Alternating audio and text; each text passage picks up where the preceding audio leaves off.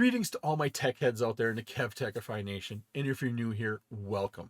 In this episode, we're going to look at MAC table attacks.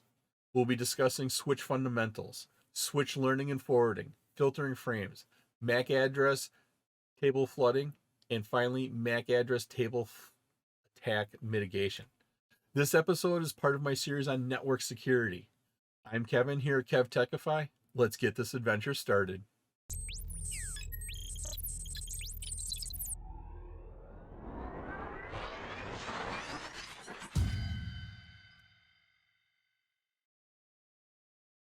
A layer 2 Ethernet switch uses layer 2 MAC addresses to make forwarding decisions. It is completely unaware of the data or the protocol here being carried in that data portion of the frame. And what we're talking about here is like an IPv4 packet or an ARP message or an IPv6 neighbor discovery packet. The switch makes its forwarding decisions based solely on the layer 2 Ethernet MAC addresses. The table here shows the MAC address table, which has not learned any MAC addresses for the 4 attached PCs. The switch dynamically builds the MAC address table by examining the source MAC address of each frame that are received on a port. The switch forwards frames by searching for a match between the MAC address in the frame and an entry in the MAC address table. Every frame that enters the switch is checked for new information to learn. The switch does this by examining the source MAC address of the frame and the port number where that frame came from. If the source MAC address does not exist, it's added to that table along with the incoming port number. If the MAC address does exist, the switch updates the refresh timer for that entry.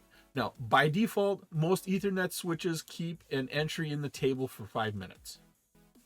Here we start with our frame down below. We have a destination MAC address, we have a source MAC address, and then we have the rest of the frame information. The frame here starts on MAC A, so PCA here sends that frame up to switch. Now the switch is going to record that information. So in the MAC address table, it looks at the port and says, okay, well actually first what it does is it says, does this MAC address exist in my table? We're going to assume it wasn't because in the slide earlier, it wasn't there. So now we have to record the MAC address and port number. So it came in on port 1, and then here is the MAC address. Now for this example, we're just using some shorter MAC addresses. But once again, a MAC address should be 12 hexadecimals long. Here we're only going 4, just to make it a little bit easier to read and follow. If the destination MAC address is a unicast address, a one-to-one communication, the switch will look for a match between the destination MAC address of the frame and the MAC address in the table. Now, if that destination MAC address is in the table, it's going to forward it out a specific port. If the destination MAC address is not in the table, the switch will forward the frame out all the ports except the one that it came in on. This here is known as an unknown unicast. Here we have the switch doesn't have the destination MAC address in the table. So once again, our frame is down here on the bottom. Our destination MAC address is 000D. It is not in our MAC address table. So what it's going to do is going to forward out all the other ports except the one it came in on. It came in on port from PCA on port 1. It's going to forward it out port 2, out port 3, and out port 4 here. As the switch receives frames from different devices, it populates its MAC address table by examining the source MAC address of every frame. When the MAC address of the table of the switch contains a destination MAC address, it filters the frame and forwards it to a single port. Here in our example, PCD is replying back to PCA. The switch sees that the MAC address of PCD, the MAC address here of PCD is coming in on port 4. Then it puts the MAC address of PCD into the MAC address and associates that with the table. So right here, our information, MAC address is 000D on port 4, is then added into our MAC address table. Next, because the switch has a destination MAC address for PCA in the MAC address table, it sends that frame only out port 1 here. So when the frame came in here,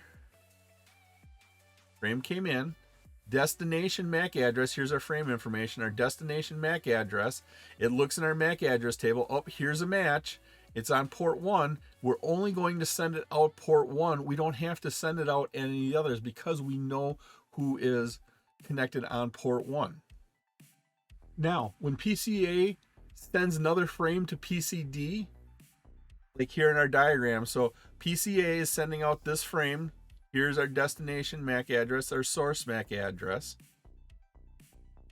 It's already in the table. So PCA sends it here, comes in port 1. We now look at, okay, first off, the source MAC address came from 00A here on port 1. Is that in our MAC address table? Yep, that entry is right here. Then we look and see, is our destination. Do we know our destination MAC address? 000D. Oh, that's right here in our table. So we have a match in our table.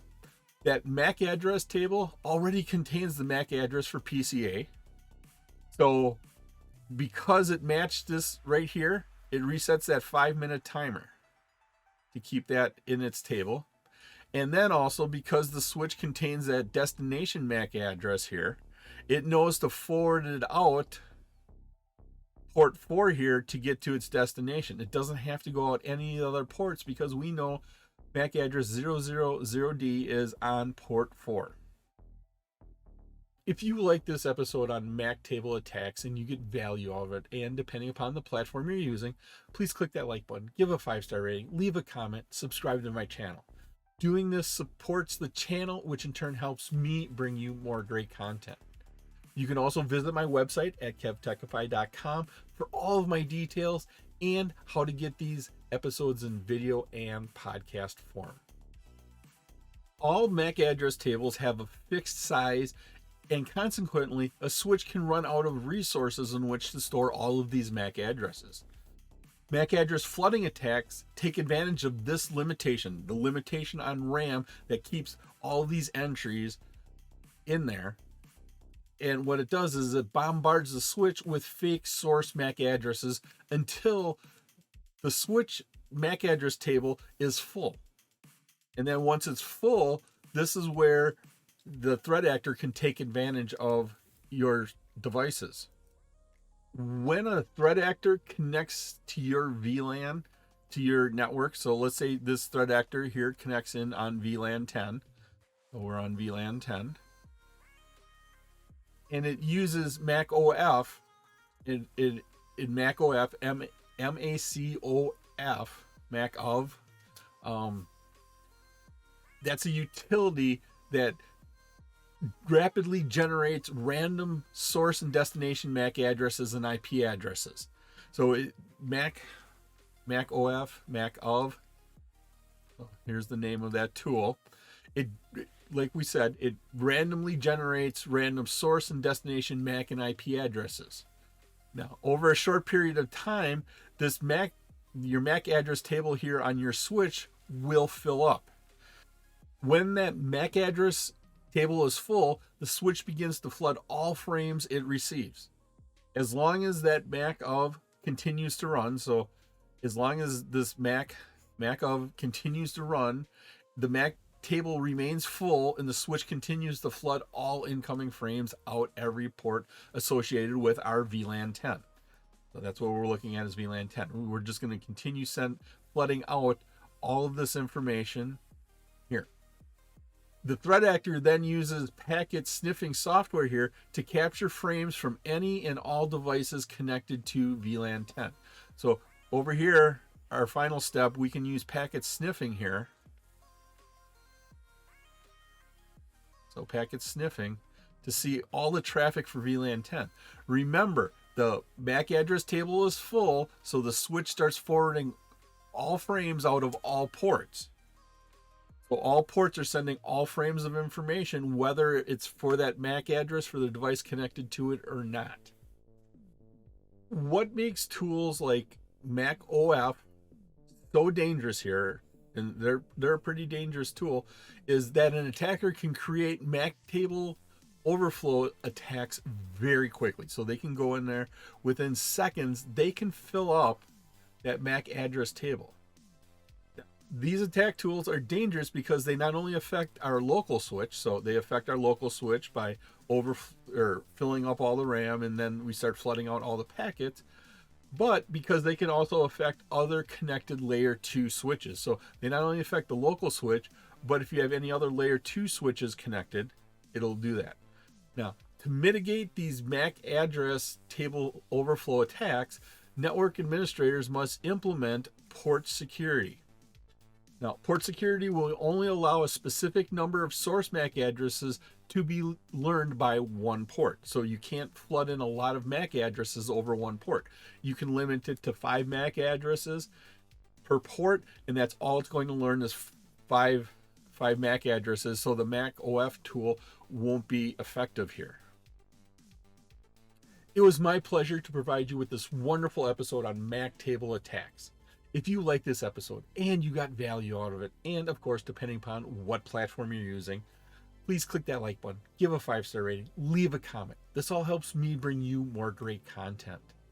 Please take a minute to subscribe to my channel. All of my socials and contact information are on my website, KevTechify.com, and you can get all these episodes in video and podcast form. In the upper right is my playlist for my series on network security. In the bottom right is one of my videos I think you'll really like. Thank you so much for watching this episode of my series on network security. Once again, I'm Kevin. This here is KevTechify. I'll see you next time for another great adventure.